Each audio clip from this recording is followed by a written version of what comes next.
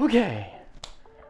So in my last video, I said that I don't think we should bring back mammoths, and I didn't list them in the top 5 animals I thought we should bring back from extinction.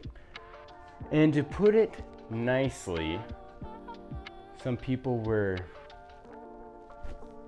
confused as to why I would think that. A lot of people think it should come back, especially some certain companies. They think it can stop global warming. They think it can help protect the tundra ecosystem or bring back the mammoth steppe. There's a lot of big claims. I think it's a good sales pitch, and I still don't think this is what we should prioritize bringing back. In this video, we're going to go over their claims, my thoughts, and let me know what you think at the end. So I just want to start off by saying that one of the leaders in bringing the mammoth back is going to be the company Colossal. Now, Colossal has made a statement that they're going to bring the mammoth back by 2028, or something that is akin genetically to a mammoth, not a true mammoth, something genetically that is similar to a mammoth. And so when you think 2028, that is literally right around the corner. That is so soon. If it's true, most of the people watching this video will be able to live in the same planet that a mammoth exists in. So that being stated, I'm going to use their arguments as the basis for the benefits and what I'm going to be making my counter arguments off of.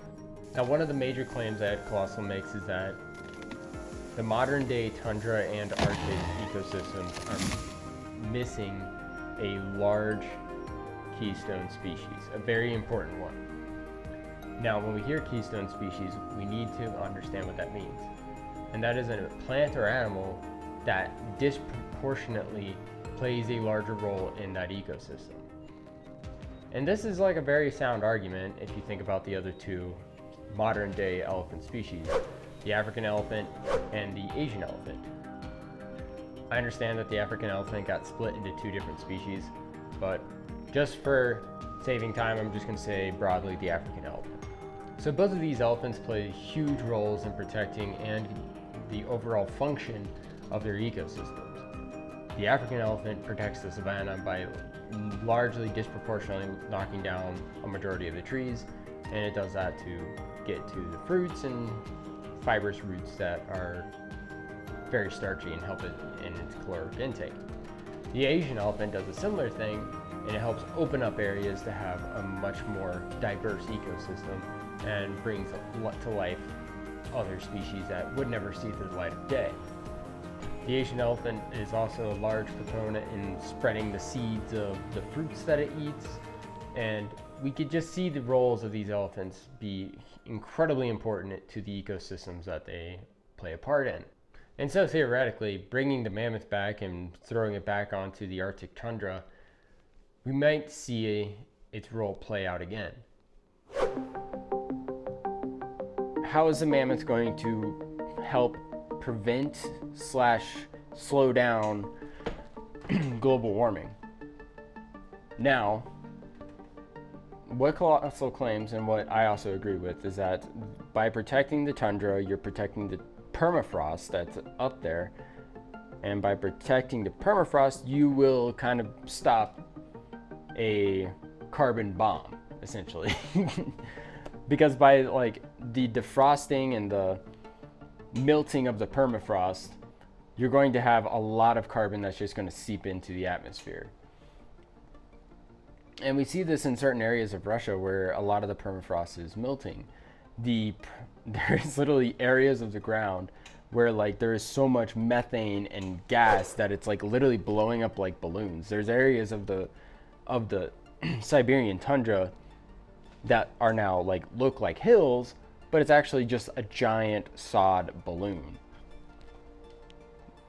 Now, recognizing that threat of the permafrost melting, what is the mammoth going to do about it? Well, looking at a lot of the things that we know about the mammoth, its habits, what it ate, stomach content, we know that it did a lot of grazing. And in that grazing, it would have to move and slough off snow, its sheer weight would compact the snow, like pushing it down, and in but and also by, like, in theory, it pushing down trees, it would help open up areas to allow higher winds. It would expose more area of the ground to the cold, freezing winds of the North Arctic. And then by doing that, it would help stop and slow down the melting of the permafrost. And we can mostly safely assume that a mammoth would do this because we see muskox, buffalo, and Yellowstone do this similar thing. We see a lot of megafauna species that are grazers do this sort of thing. We see them, like, pushing snow off the ground, and we see them grazing the ground, and we also see, like, we do see bison scratch up against trees, which causes some tree death. So in a way, this is going to be a safe assumption that if we bring the mammoth back, and if it does go back to its old habits, we can safely assume that it would brush the ground, exposing a lot of ground to the Arctic winds, causing the ground to become much colder, and it would prevent global warming by slowing down the melting of the permafrost. Another big claim that Colossal makes is that the mammoth niche is still there and it needs to be filled again. It says that in protecting biodiversity, you need keystone species, which it is very correct on that. You need keystone species to kind of protect an ecosystem, and in protecting that ecosystem, you help build biodiversity. Now, it gets a lot of its data and its reasoning for this from a place called Pleistocene Park. Now, Pleistocene Park is a nature reserve in, listed here, Russia. And Pleistocene Park is this place that is trying to bring, in a way, the mammoth step back by introducing similar species or species that were there and are no longer there or extinct in that region to kind of rewild that area. And it's seen a lot of success from reintroducing these megafauna. And it does seem to open up some niches that were previously seen before. It seems. Now, those are some big claims from Colossal, and it has also some common themes I've seen spread around the internet. Now, do these claims have some motives behind them? Is somebody going to make a lot of money by bringing the mammoths back? Probably. But now let's get on to my opinion and why I don't think it is a smart idea to bring the mammoths back, or it shouldn't be the priority. In my last video, one of the claims, or one of the reasons I said the mammoth shouldn't be brought back is because an animal needs a home to be brought back to. And I stand behind that with the mammoth. I don't think it has a home. I got comments saying that the Arctic tundra still exists, so therefore it has a home. And they're partially right. But the Arctic tundra is not nearly as big as what it once was when the mammoth was here.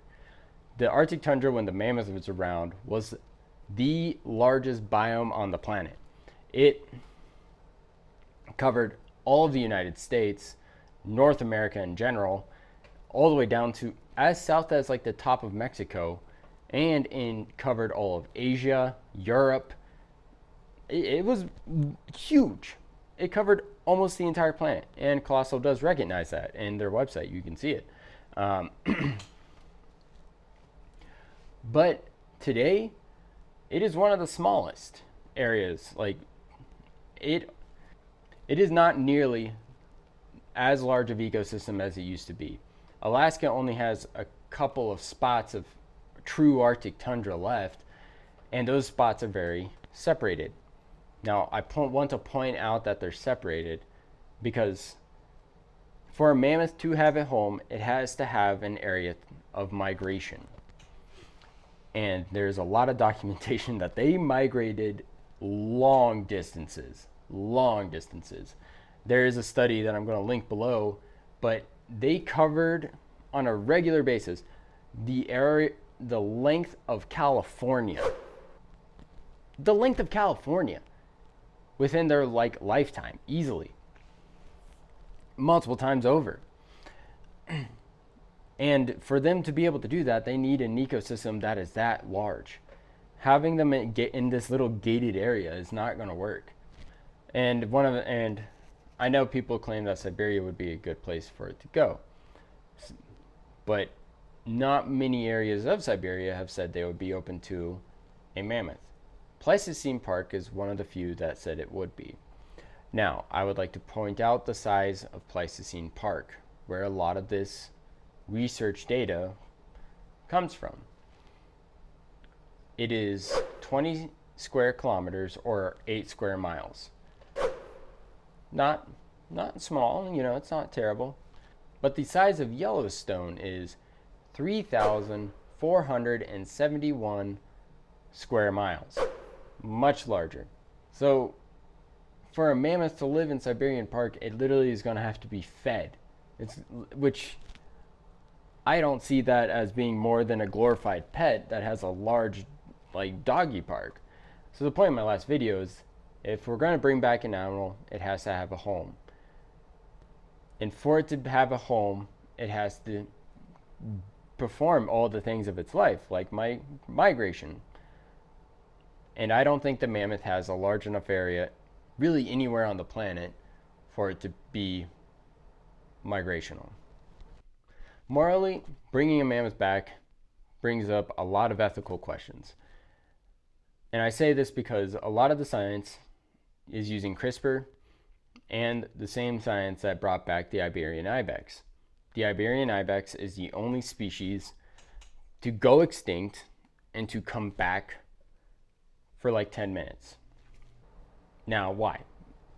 The Iberian ibex, in its like recreation, let's say, genetically altering and then in vitro fertilizing a similar species, it caused so many problems for the Iberian ibex that it was only able to be alive for 10 minutes and de-extinct for 10 minutes.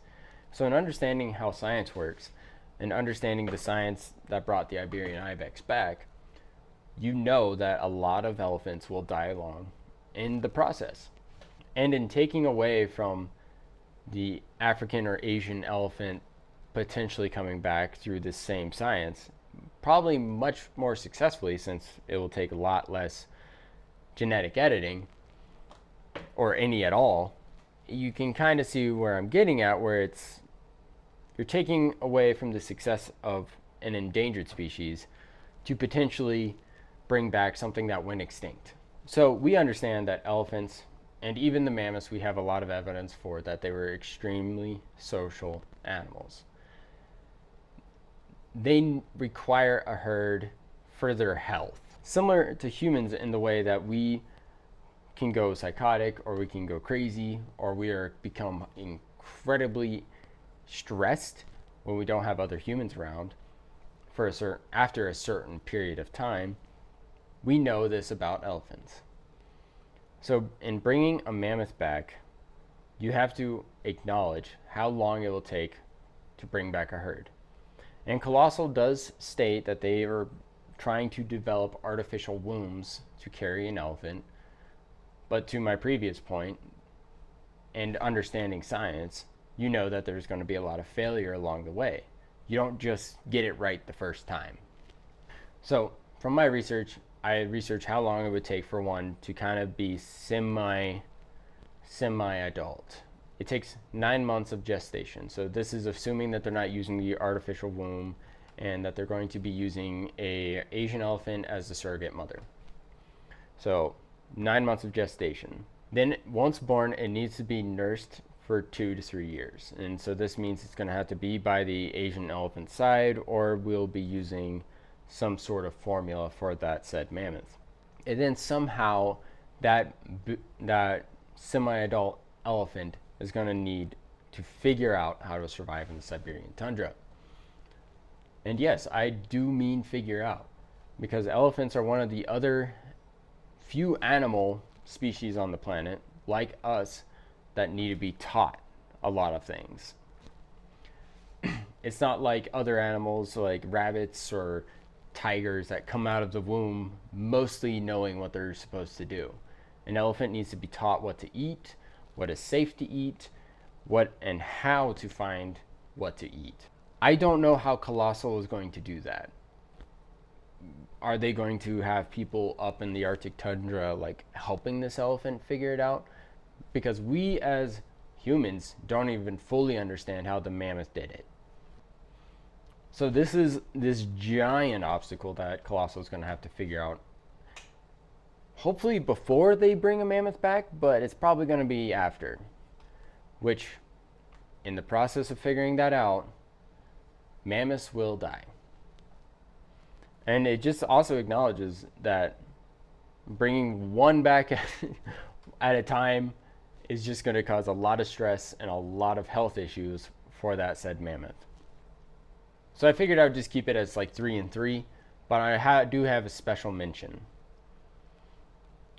In protecting wild areas and in fighting for environmental rights for animals, ecosystems, let's just say like the Great Barrier Reef or the jungles in Asia or the Everglades in Florida, or even like in America, Rocky Mountain National Park. One of the main things that have been used in that argument is the protection and prevention of animal species from going extinct. This is completely theoretical, what I'm about to say, but I do think it can happen because I see it with plant species. So, in protecting these wild areas, it is always the argument that this is a home for an endangered species and needs to be protected to help prevent the extinction of that species. Think of the sage grouse. Sage grouse is a very hot button topic, and it's because so much of their necessary area is potential for development. If it gets claimed to be endangered in the United States, a lot of area that would be potential for housing, like factories development, all this would be illegal to build on. Now let's say Colossal develops this technology where they can bring back an extinct species, and let's say when it's time.